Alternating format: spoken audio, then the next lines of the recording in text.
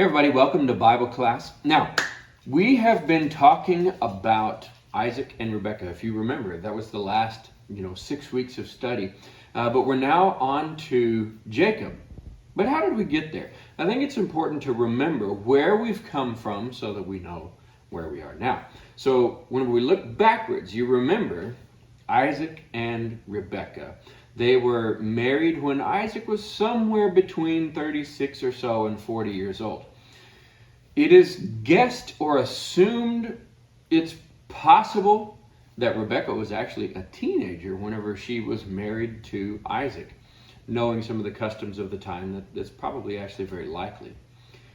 But for some reason, they were unable to have children for as many as 20 years. That's quite a long time. It says that when he was 40, he prayed for his wife, and whenever he was 60, Jacob and Esau were born.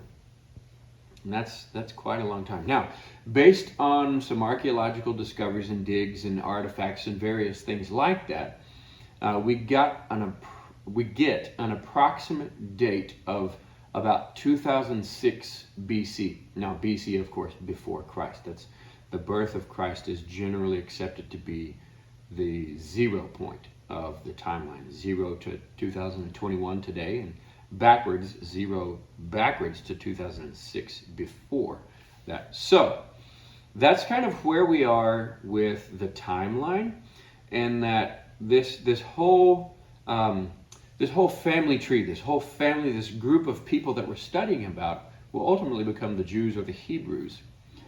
They all began with a man called Abraham, and that family tree started there, and it went through the son of promise, Isaac. Yitzhak, he laughs, right? And then now it continues with Jacob, who becomes Israel.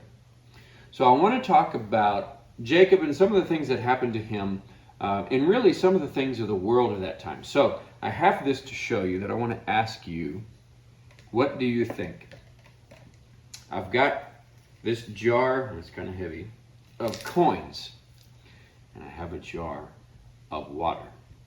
Now pretend with me this was gold. This is just pennies, quarters, dimes, and nickels. But pretend it was gold. Which one of these do you think is more valuable? Now let me ask you a different question. Which one of these was more valuable in 2006 BC?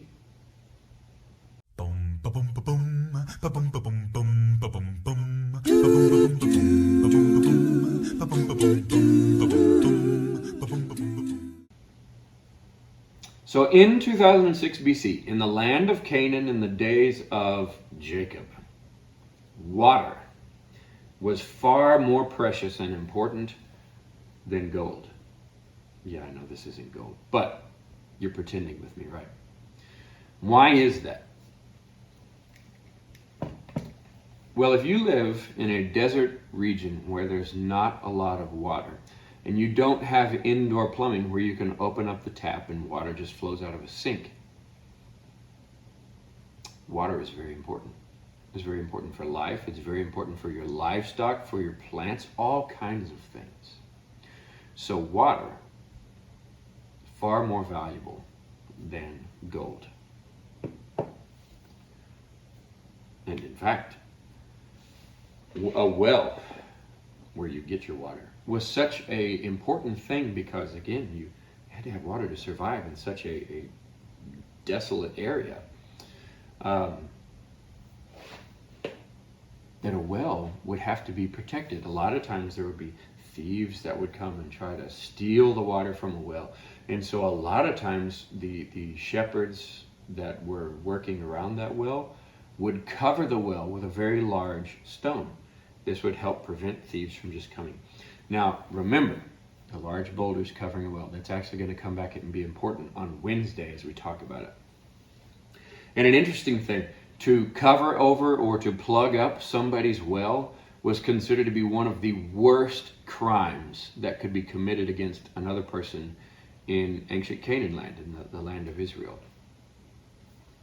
So look at this. This is a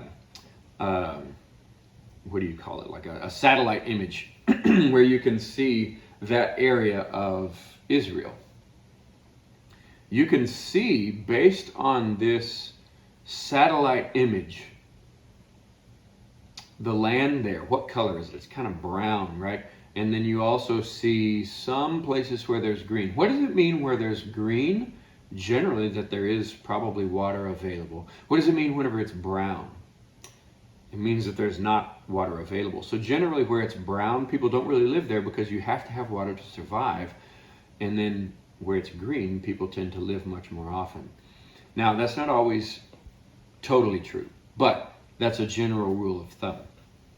So Jacob, he's currently living in a place called Beersheba, and I'm going to show you this. This is a different map, but you can see Beersheba there. That is the well of the oath, where Abimelech and Isaac actually made an oath with each other. And so in this Canaan land, this Israel, modern day Israel, is what we would call kind of a wilderness. Now, we think of wilderness and we think usually desert region. Now, based on that satellite image that I'm showing you, you can see there is desert region nearby, but it doesn't necessarily mean desert. It can also be a mountainous region that is deserted, so people just don't really live there.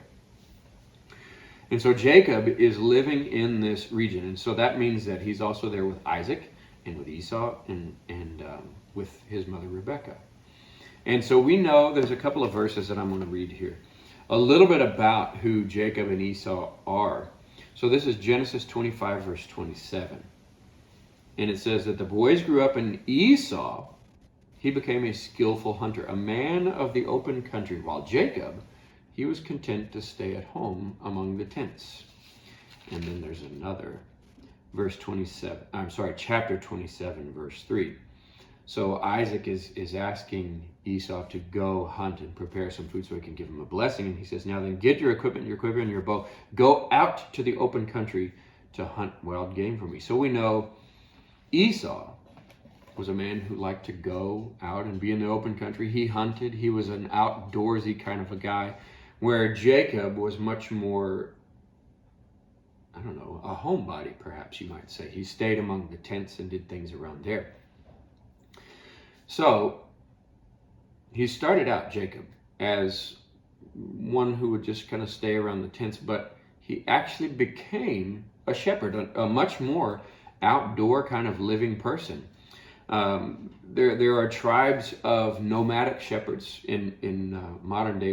We call them Bedouins, but these are not necessarily Bedouins. But the idea is that they travel around with their flocks. They have tents and things that they take with them, and they would wander in the open country or the wilderness of Canaan. Really, the idea would be they were looking for grazing places for their sheep, their flocks, and their herds, because as the sheep walked along, they would eat the grass. And whenever the grass was gone, they had to move. So they didn't stay in one place for a really long time. So Jacob, he would actually become a very successful shepherd. But in order to do that, he went back to a place that Abraham had traveled through many years before. He went to Haran, if you remember that name, in a region called Padan Aram. And it's actually where the father of Abraham, Terah, he died there. So this is where it is on the map. And this is Abraham's journey from Ur of the Chaldeans. He went up to Haran, and that's where his father died. And then they traveled on from there down back south into Israel. So much of the reason that Jacob actually went up to Padan Aram, to specifically Haran, was to go find a wife. Now, you probably remember Esau was so very angry with Jacob because Jacob had taken his blessing that he wanted to kill him. So his mother, Rebekah, she said to Isaac, I'm disgusted with living because of these Hittite women. Now remember, Esau had married these Canaanite Hittite women, and she did not like them. So if Jacob takes a wife from among the women of this land, from Hittite women like these, my life will be worth nothing. It won't be worth living. So what did they do? Isaac would actually send Jacob Do not marry a Canaanite woman. Go at once to Padan Aram, to the house of your mother's father Bethuel. Take a wife for yourself there from among the daughters of Laban, your mother's brother. So he would go to Padan Aram to find Laban, the son of Bethuel the Aramean. And then he would find Rachel, and he would actually marry her there. Now, this is actually a very important thing for Jews in their history. If you look at Deuteronomy chapter 26, verse 5, they come along to finally get into the land that the Lord their God is giving them that was promised to Jacob, who became Israel. And when they would celebrate the feast of the first fruits, meaning they had harvested their grain and they would come before the Lord and they would give to God, they would say in chapter 26, verse 5, then you shall declare before the Lord your God, my father was a wandering Aramean, Padan Aram, Arameans. And he went down into Egypt with a few people and lived there and became a great nation, powerful and numerous. That refers to Jacob. He went to Padan Aram. Bethuel the Aramean, Laban the Aramean. Jacob became, in a sense, an Aramean. And he was a wandering shepherd, a nomadic person. He would go around from place to place. And he would end up making his way down to Egypt, which we will talk about whenever we get into the story of Joseph. So it all started with Padan Aram, in going to the city of Haran, where he would become a shepherd, a nomadic shepherd who wandered around all over the region, following where were the good grazing pastures for his sheep and flocks. So we're going to get more into this idea of being a shepherd and what would that look like, and some specific things about shepherding that I think you'll find very interesting on Wednesday. So what you need to remember, I think, from today is that water is far more valuable than gold back in the days of Scripture. And really, today, think about it. If you didn't have water, would you care if you had gold? I wouldn't. Why? Because if I didn't have water, I would only have 3 to 5 days to live, because water is that important. Wouldn't matter if I had gold. So, water, very significant. And you remember, they would even protect it with stones. That will be important later. And then Jacob is going to become a shepherd in Padan Aram, and he's actually going to be a very good shepherd. So we'll get into, I think, pretty neat details on Wednesday. So I hope to see you then, and I hope you have a good week. Take care.